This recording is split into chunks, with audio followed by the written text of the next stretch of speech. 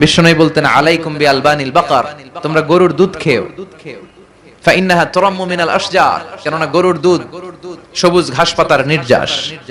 ফি লাবানিহা শিফা ও ফি লুহুমিহা দা, গরুর গোশতের ভেতরে আছে খালি রোগ আর গরুর দুধে আছে শেফা।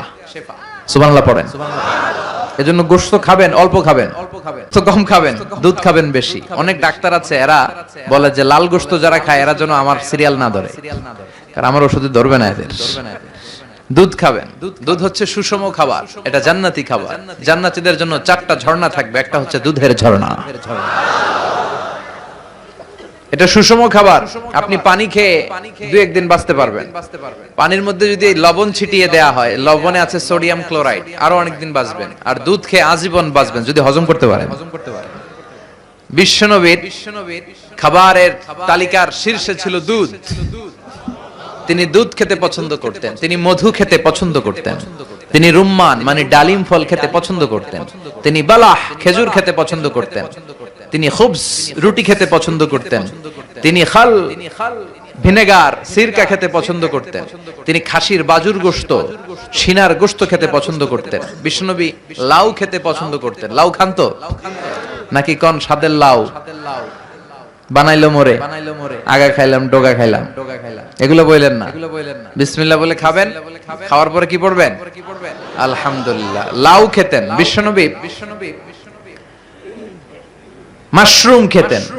মাশরুম চিনেন? এখন ইদানিং মাশরুমের স্যুপ পাওয়া যায়, এটা চোখের জন্য বেশ ভালো। মাশরুম খেতেন, শশা খেতেন, তরমুজ খেতেন, কালিজিরা খেতেন, আজোয়া নামে একটা খেজুর খেতেন স্পেশাল।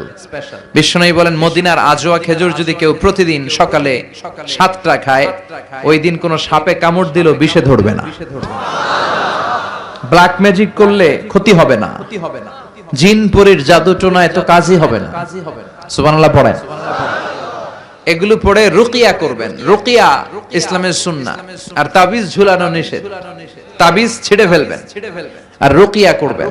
ফু দিলে সুস্থ করে দিবে কে? সূরাতুল ইখলাস, সূরাতুল ফালাক, সূরাতুন নাস, তিনটাকে একসাথে বলে কুল আস-সালাসা, 3 কুল। বিশ্বনবী প্রতিদিন সন্ধ্যা বেলায়, সকাল বেলায় আর ঘুমোতে যাওয়ার আগে এই 3 কুল পড়ে হাত দুইটা মিলিয়ে হাতে ফু দিতেন। লম্বা ফু দিয়ে মাথা থেকে এরকম ম্যাসাজ করতে করতে পা পর্যন্ত 2 হাতে যতটুকু সম্ভব। সুস্থ রাখবে কে? It's a protection from your lord, from the all evils and devils. সব শয়তানের শয়তানি থেকে, ব্ল্যাক ম্যাজিক থেকে, জাদু টোনা বান থেকে আপনার প্রোটেকশন দিবে কে? এই আমলগুলো করতে রাজি আছেন তো? প্রত্যেক ফরজ সালাতের পরে একবার আয়াতুল কুরসি। মান ক্বারা আয়াতুল কুরসি দুবুরা কুল্লি সালাতিন মাকতুবা লাম ইয়ামনাহু মিন দুখুলিল জান্নাতি ইল্লা আল মাউত। প্রত্যেক ফরজ সালাতের পরে যে আয়াতুল কুরসি পড়বে তার জান্নাতে যাওয়ার ক্ষেত্রে কিছুই বাধা থাকে না, একটা জিনিস ছাড়া, সেটা হচ্ছে মরণ। লোকটা মরে না তাই জান্নাতে যায় না, মরলেই জান্নাতি। পড়তে রাজি আছেন?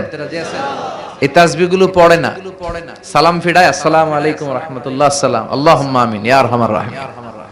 কি কইছেন আপনি? ইয়া আরহামার রাহিমিন। এত সময় কম কেন আপনি? আল্লাহর কাছে একটু ধীরস্থির ভাবে বসার সময়টাও নাই। সালাম ফিরায় আল্লাহুম্মা আমিন, ইয়া আরহামার রাহিমিন। হইলো কিছু?